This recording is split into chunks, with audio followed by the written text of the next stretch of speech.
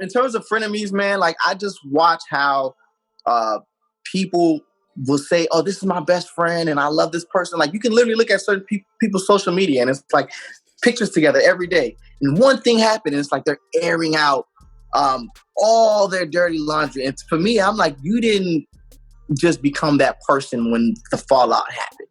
You were saving this and arming yourself with this information, preparing yourself. And that's just not really how I grew up. That's not really how I ride. I've actually had fallouts with some of my closest friends. And I think that's why we've been able to get back cool, is because I've never really gone public. And my mouth is really slick. I'm a songwriter. Like, I'm very quick. I'm very witty. And I could have really drugged some people through the mud, but I chose, that's what I do to strangers. Like, I'm going to try to chop you down and really, like, hurt your feelings if I really don't know you like that. I just got to show you one time. But with friends, they're able to disarm me in that way. So when I watch people do that, I'm just like, damn, you was really, so for the last 4 years, you was sleeping with the enemy.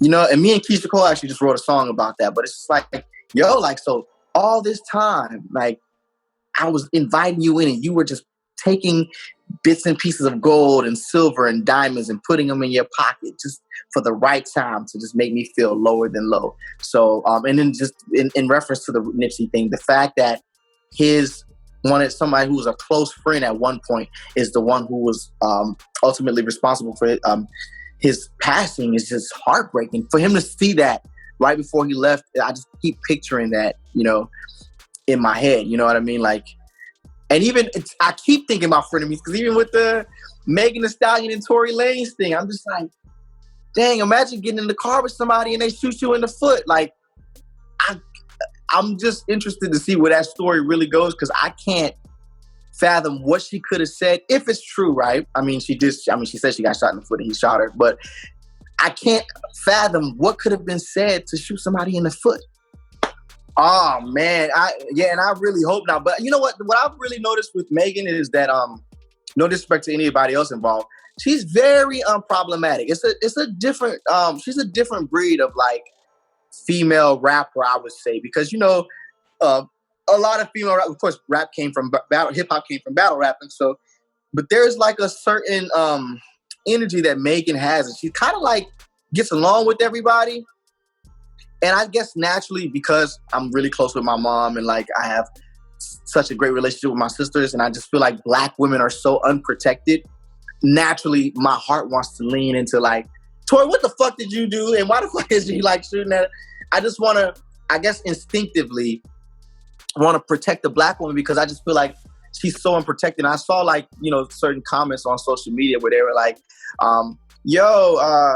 that's love, and I want a man to shoot me in the foot. I'm just like, damn, like, what does a Black woman have to do to feel like somebody can say, yo, like, that's fucked up? Like, you know what I mean? Like, that's messed up that happened to you. And so I'm honestly, like everybody else, waiting to see what the hell like was said to even like, for that type of reaction to even be merited. But we shall see, man.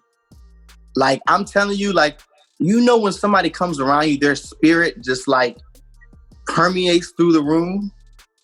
And you know, the funny thing is, Game is really actually similar in that way. When I met Game, just from like hearing the stories about like the beef with him and 50, you know, you just expect like and he is a street nigga. So I'm fortunate enough to, you know, not necessarily to be able to say I don't really know that side of him. I just know, but I'm fortunate enough to only know the musical side, you know, because I know that he can get how he need to get because of where he's from. But he's super musical. He pays attention to, this is Game, and I'm going to go into Nipsey because I wanted to just do it chronologically how it happened. But I was really blown away with how, like, Game's sense of humor and how he just was just honest in his integrity. And the same thing with Nipsey. I just felt like Nipsey had a urge to educate people. He would, if he's walking outside, and let's say in a time like this, right? And I don't want to put words in his mouth, but like if he's walking outside and what's happening with the Virgil thing, when you know how people were kind of upset with the Off-White, and he would, and let's say a kid was walking with Off-White, I believe he would be like, yo, do you understand why people feel a certain, like he would educate anybody about anything. And the way he would talk to you would make you feel like, yo, like, why? Who the fuck am I? Like, for him to just be like taking time out of his to just really educate people like that. And I think that's really his character while he was on this earth is why he will live forever. And a lot of people don't understand that. It's the things that you do and the stories that people will tell about you after you die, after you're not here or behind your back, that really cements who you are and who you were and and how you use the time that God gave you while you were on this earth. So Nipsey to me was an angel on earth.